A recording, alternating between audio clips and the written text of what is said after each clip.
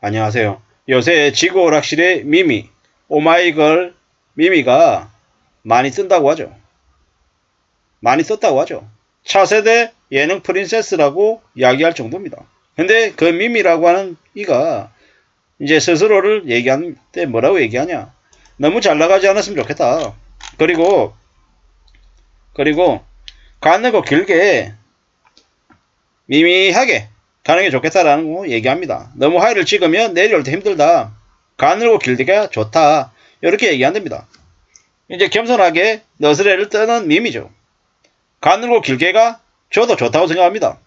영화 보면은 멋있게 뛰쳐나가지고 총 들고 나와서 뭐 적들을 다 물리치고 당당히 이렇게 되돌아오는 모습이 영화에서는 그려지지만 현실에서는 어떻습니까? 그렇게 뛰쳐나가면 그냥 죽는 거죠. 개죽음 당하죠. 개죽음. 아무도 기억 못하고 이용당하고 그냥 버려지는 존재가 됩니다. 그렇지만 철저히 두려워하고 겁내면서 버티고 살아남으면 어떻게 됩니까? 언제가 될지는 모르겠지만 승리의 기쁨을 맛볼 가능성이 있다는 겁니다.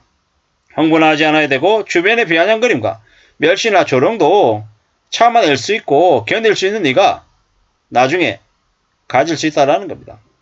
근검절약이 정신건강에 좋답니다. 남의 시선을 의식하지 않고 자기 자신에게 집중하는 삶을 추구하는 네가 오래 산답니다.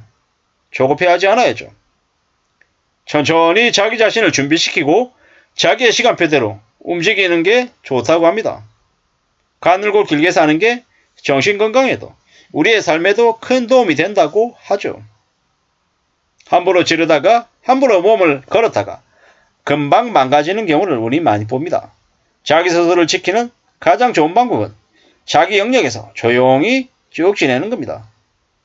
디플레이션 상황에서 살아남은 일본인의 모습을 봐야죠. 그들은 필요없는 물건은 사지 않았습니다. 엄마도 절약하고 아빠도 절약하고 아들, 딸, 할아버지, 할머니 모두 다 악착같이 절약했습니다. 아예 그냥 소비라는 걸 잊어버리고 살았습니다. 그렇기 때문에 그들은 그 잃어버린 30년 동안 살아올 수 있었던 겁니다. 절제를 온몸으로 체득하고 살았기 때문에 함부로 움직이지 않았기 때문에 그들이 지금도 저렇게 살아남을 수 있었던 겁니다. 건강하게 지내면서 돈을 쉽게 생각하지 않았던 겁니다. 그렇게 참고 견디고 기다리면 어떻게 됩니까? 어려운 시기도 지나가고 또 자신이 바라는 상황도 맞이할 수 있다는 겁니다. 머물러 있으면 기회는 온다라고 보면 맞겠습니다. 휘황찬란하게 멋있게 거드름 피우면서 어깨 힘주고 다니면 어떻게 됩니까? 언제든지 적의 공격에 무너질 수 있다는 겁니다. 함부로 욕심 부리는 삶을 추구해서는 안 된다는 것. 저 미미의 가늘고 길게를 얘기하는 것과 별반 다르지 않다라는 생각이 듭니다. 우리는 앞으로 최대 5년 동안은 지금 같은 상황이 지속될 겁니다. IMF하고 비슷한 상황이라고 생각하면 맞죠. 경제적인 생존을 추구해야 됩니다. 그러려면 어떻게 되겠습니까? 힘들고 어려워도 지금 다니고 있는 직장에 최대한 붙어 있어야 되고 자기가 하고 있는 사업, 고정비 최소로 줄이고 어떻게든 헤쳐나갈 국리를 해야 되는 거죠. 우리가 태어나서 겪는 굴욕이나 수치나 서러움이나 압박감 이런 것들이 넘쳐나고 있습니다. 그래도 어떻게 해야 됩니까? 살아남아서 세상에 보여줘야 됩니다. 내가 여기에 있고 어떤 식으로든 내가 바라는 바를 만들어가고 있다고요. 썰모 있는 인간이 돼서 독한 인간이 돼서 자리를 잡아야죠. 그래야 나도 지키고 가족도 지킬 수 있는 거죠. 지내다 보면 또 적응도 되는 겁니다. 우리가 살다 보면 직장 내 부조리, 불합리, 갑질, 온갖 것들을 겪고 살죠. 대개 회장은 자기가 잘났다고 사람들을 위해서 군림하면서 함부로 갑질하고 괴롭힙니다. 그리고 그 아래에 있는 사람들은 어떻게든 팝을 싸움하고 살아남겠다고 아둥바둥거리고 난리 이런 난리가 없죠. 그런데 그런 상황 속에서도 자기의 길을 찾아야 됩니다. 사람은 상당 부분 과거하고 비슷한 모습으로 움직이죠. 패턴이 정해져 있다고 보면 맞습니다. 그렇기 때문에 그 사람의 나중 모습도 어느 정도 예측이 되죠. 살아가는 삶도 반복이 되기 때문입니다. 그렇기 때문에 지금 나는 내가 어떻게 살지 정해놓고 그 바라는 모습대로 살려고 애써야 됩니다. 길게 내다보고 가늘고 아주 멀리 내다보는 삶을 추구해야겠다는 거죠. 갈 길이 멀죠. 우리네 삶이 정말 오래오래 지속되게 하려면 정말 조심하고 또 차근차근 조용히 살아야 된다라는 겁니다. 가늘고 길게 살아야죠. 조용히 살아야 됩니다.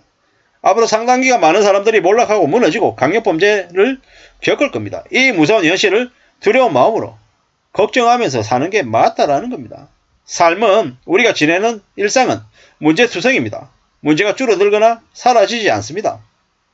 우리가 풀어야 될 숙제는 많지만, 문제는 많지만 풀어나갈 해답을 찾기도 어려운 게 지금의 현실입니다. 그렇기 때문에 어떻게 대응할지 잘 궁리해야 되는 거죠. 조금 더 강해질 궁리해야 됩니다. 강해지기 위해서 조용히 지금을, 나의 시간을 확보하면서 내 능력을 길러놔야 되겠습니다. 그래야 됩니다. 말을 줄여야 되고요.